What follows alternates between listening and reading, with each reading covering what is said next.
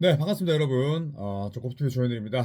오늘 스튜디오 사정상 제가 중계를 끝나고 집에서 이렇게 찍는 점 양해를 좀 부탁드리겠고요. 약간 하루가 늦긴 했습니다만 데미안 릴라드 소식을 전해드릴까 합니다. 자, 릴라드도 어느덧 30대 중반을 향해 가고 있습니다. 그리고 아직까지 이 우승 반지가 없는 우승에 목마른 선수라 볼 수가 있는데 이 릴라드가 부상 때문에 뭐 시즌 아웃은 아니고요. 무기한 아웃 판정을 받았습니다.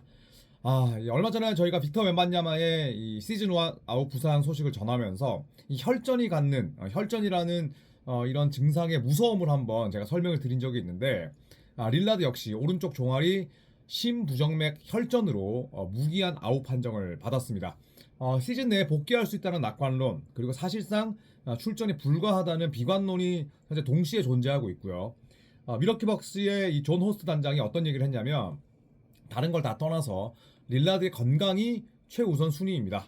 복귀가 안전한지 확인하기 위한 엄격한 기준을 따를 것이며 그 과정을 거치는 동안 릴라드를 계속 지원할 것입니다. 라고 이야기를 했습니다. 자, 그리고 덧붙이기를 의사들은 릴라드의 혈전이 재발할 가능성이 매우 낮다. 라고 이야기를 했고 발견되자마자 우리는 신속하게 약물을 투여했고 또 릴라드 회복을 도울 수 있어 다행입니다. 라는 이야기를 했습니다. 이 혈전 같은 경우에는 발견하기도 굉장히 어렵고 그리고 또 이 팀 닥터나 혹은 트레이닝 파트의 이런 소통도 굉장히 중요한데 상당히 빨리 발견을 했어요. 보통 뭐 미러키 벅스의 특히 호스트 단장이 일 처리를 굉장히 못하는 것으로 유명하지만 자, 이런 상황에서는 아주 빠르게 타임라인을 줄여가면서 결국에는 조기에 발견을 했습니다. 자, 그렇다면 뭐 아직까지 시즌 아웃은 아닙니다만 거의 정규 시즌이 끝나가는 상황이고 2425 시즌 데미안 릴라드를 한번 살펴보도록 하겠습니다. 58경기 출전을 했고요. 자, 이대로라면 65경기 채우는 건 거의 불가능합니다. 36.1분을 뛰었으니까 릴라드의 나이를 감안했을 때 출전 시간이 적진 않았어요. 24.9득점은 전체 15위에 해당할 정도로 여전히 훌륭한 득점력을 과시했고 7.1 어시스트는 전체 13위입니다. 득점과 어시스트 양대 부분에서 탑 15 안에 든 거죠. 네, 여전히 훌륭한 기량을 과시했고 1.2 스틸, 야투 44.8%, 3점 37.6%. 릴라드의 뭐 신체 조건, 릴라드의 포지션을 감안할 때 좋은 기록입니다. 자유투 92.1%로 굉장히 좋은 성과를 냈었고요. 최근 들어서 종아리 부상 때문에 3경기 결장을 했었어요. 그런데 릴라드가 일반적인 종아리 염자 이상의 통증을 호소했다고 합니다. 그러니까 일반적으로 염자면은 뭐 선수들은 염자를 다 느껴보잖아요. 그런데 보통의 염자와는 다른 통증을 느꼈다고 합니다. 그리고 나서 MRI 및 초음파 검사를 통해서 추가 검진을 했는데 그 과정에서 혈전을 발견했다고 해요. 그리고 이 과정에서 릴라드는 미국 내 최고의 혈액학자 5명과 소통을 했다고 합니다. 릴라드가 개인적인 인맥이나 루트를 통해서 한 게 아니라 이런 대부분의 이런 것들은 팀에서 연결을 해주는 거잖아요. 네, 그만큼 팀이 잘 대응했고 소통했다라고 볼 수가 있습니다. 그래서 이 5명과는 줌으로 일부 만나고 그 다음에 직접 만나서 MRI 및 초음파 검사 과정을 거쳤는데 이 과정에서 혈전을 발견한 거니까 참 어떻게 본다면 다행이고 그만큼 선수와 팀 그리고 또 팀이 가지고 있는 그런 의료 지식 또 인맥 자, 이런 부분들을 잘 활용한 그런 결과라 볼 수가 있죠.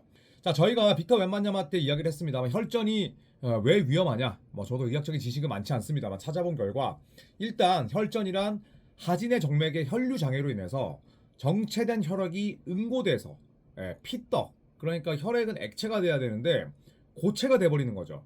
그래서 혈전이 생기는 질환이라고 합니다. 그리고 하체보다는 상체가 더 희귀한 증상인데 릴라드는 다행히 하체고요. 그리고 웬반야마는 상체였죠.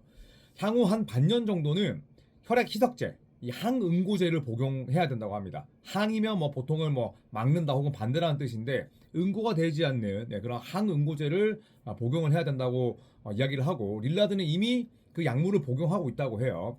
자, 그런데 상황이 악화되는 경우에는 카테터라는 걸 이용해서 혈전을 녹여야지 치료가 가능하다고 합니다. 그러니까 그냥 항응고제를 먹고 나아지면 다행인데 그렇지 못한 경우에는 이제 추가적인 조치가 필요하다는 거죠.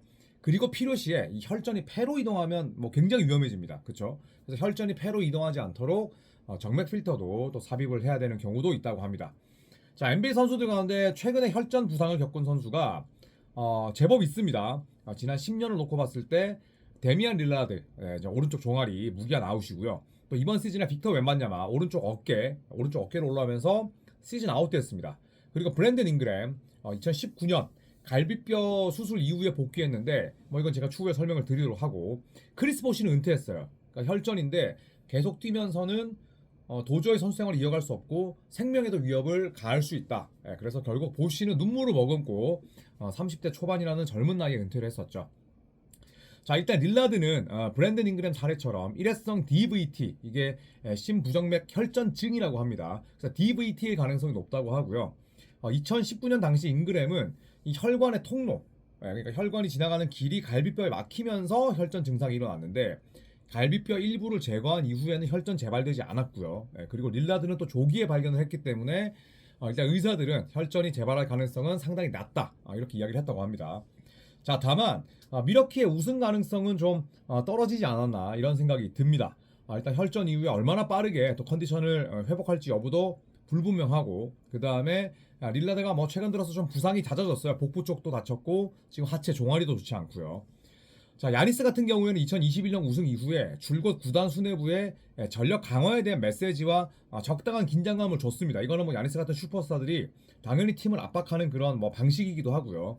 근데 우승 멤버인 드루 할러데이, 크리스 미들턴이 이적했습니다. 그리고 할러데이는 이적하자마자 또 보스턴에서 우승을 달성했고, 물론 그게 뭐 미러키의 실체까지는 아니지만 어쨌든 상대적인 그런 뭐 박탈감 혹은 또 허무함이 있을 수는 있죠. 그리고 크리스 미들턴도 내보냈습니다. 그러니까 야니스가 함께 우승을 달성했었던 본인을 도왔던 원빅 투 미디엄이었잖아요. 근데 그 투 미디엄이 전부 다 팀을 떠났어요. 대신에 데려온 선수들의 존재감은 미비한 편입니다. 칼 쿠즈마, 뭐 딱히, 그 다음에 로페즈와 포티스는 늙어가고 있고, 또 팀은 애매하게 좋은 성적을 내다 보니까 훌륭한 연건들이나 혹은 분위기를 바꿀 수 있는 그런 에너자이저를 데려오지 못하고 있어요. 완전히 정체되어 있는 거죠. 자, 그리고 오늘 미러키 벅스는 야니스도 뛰지 못하면서 덴버 너게츠 원정에서 패했습니다. 그리고 순위가 동부 컨퍼런스 6위로 떨어졌어요. 5위가 디트로이트, 4위가 오늘 지긴 했지만 인디애나입니다. 자, 만약에 오늘 플레이오프가 시작한다면 1라운드 상대는 뉴욕 닉스인데 설령 뭐 뉴욕 닉스를 넘는다고 하더라도 그 이후에 만나야 되는 팀은 1, 8, 그 다음에 4, 5가 붙고 2, 7, 3, 6이 붙으니까 설령 미러키가 업셋을 한다고 하더라도 보스턴 셀틱스 만나야 됩니다. 보스턴 셀틱스의 벽을 지금 멤버로 넘을 수 있을까요? 쉽지 않죠. 그래서 만약에 정말 기적이 일어나서 보스턴을 꺾는다고 하더라도 클리블랜드가 올라간다고 치면 컨퍼런스 결승에서 클리블랜드의 벽을 넘어설 수 있을까요? 고개를 가로저을 수밖에 없습니다. 자, 그리고 최근 들어서 미러키의 부상 잔혹사가 이어지고 있습니다. 자, 2022년 플레이오프 백투백을 노렸었는데 이때도 크리스 미들턴이 1라운드 2차전에서 MCL 염좌 그리고 시즌 아웃했습니다. 시카고는 꺾었지만 보스턴에게 패하면서 2라운드 탈락했고요. 그리고 보스턴은 이 시즌 때 미러키를 밟고 파이널까지 진출했죠. 그리고 2023년 플레이오프 때 야니스가 1라운드 1차전에서 허리 아래 타박상 입었어요. 케빈 러브와의 충돌로. 그리고 나서 탈락했죠. 네, 마이애미가 8번 시드의 기적을 썼던 바로 그때입니다. 그리고 2024년 플레이오프에서도 야니스는 왼쪽 종아리, 이거는 정규 시즌 79번째 경기에서 다쳤습니다. 그리고 릴라드가 아킬레스 부상. 결국에는 원투펀치가 빠지니 뭐 할 수 있는 게 없죠. 또 한 번 1라운드 탈락, 인디애나 페이서스에게 졌습니다. 그러니까 3년 연속 지금 부상이 계속 괴롭히고 있고, 또 이번 시즌도 플레이오프를 앞두고 있는데 릴라드가 언제 돌아올지 몰라요. 그러니까 야니스에 대한 부담이 날로 커질 수밖에 없는 거죠. 그런 야니스도 지금 나이를 또 먹어가고 있고 심적인 부담, 그 다음에 신체적인 부담이 동시에 커지고 있는 거죠. 자, 그래서 전망이 현재로서는 어둡습니다. 일단 릴라드의 무기한 아웃으로 야니스의 부담이 상당히 커졌고, 그리고 바비 포르티스는 여전히 약물 징계를 결정하고 있습니다. 25게임 이후에 돌아오는데 이제 얼마 남지 않긴 했습니다. 하지만 또 경기 감각 문제, 또 새로운 출전 시간 분배, 또 카일 쿠즈마와는 처음으로 호흡을 맞춰보니까 또 당기버스 감독이 해결해야 될 산적해야 있는 문제들이 굉장히 많죠. 자, 그런데 야니스는 꾸준히 경쟁력 있는 팀을 원합니다. 그런 입장에서 미러키에게나 야니스에게나 이번 봄농구 결과가 매우 중요하죠.